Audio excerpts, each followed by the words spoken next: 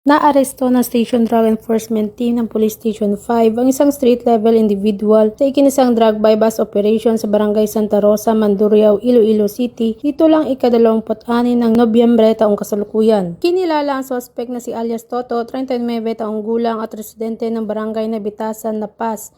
Nahuli itong nagbenta ng isang plastic sachet ng hinilaang shabu kapalit ng 2,500 pesos marked money. Na-recover din mula sa kanyang 4 pang sachet ng hininalaang shabu at iba pang non-drug evidence na magsisilbing mahalagang ebidensya sa kaso. Ayon kay Police Captain Jobert Amado, hepe ng Police Station 5, umabot sa 2 linggo ang kanilang masusing surveillance bago na isagawa ang operasyon.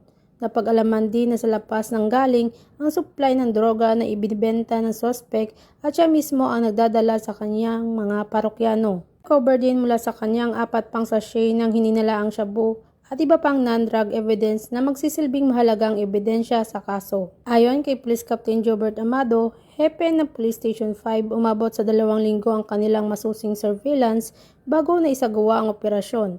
Napag-alaman din na sa lapas ng galing ang supply ng droga na ibinibenta ng suspect at siya mismo ang nagdadala sa kanyang mga parokyano. Tinatayang 20 gramo ng hininalaang shabu ang nakumpiska na may market value na humigit kumulang 136,000 pesos. Nakakulong ng suspect at haharap sa kasong paglabag sa Republic Act 9165 o Comprehensive Dangerous Drugs Act of 2002. Layunin ng PNP na mapanatili ang kapayapaan at kaayusan sa bawat komunidad sa pamamagitan ng mas pinahigpit na kampanya kontra ilegal na droga. Sa bawat operasyon, hangad ng PNP na makapaghatid ng mas ligtas at mas maayos na pamayanan para sa lahat.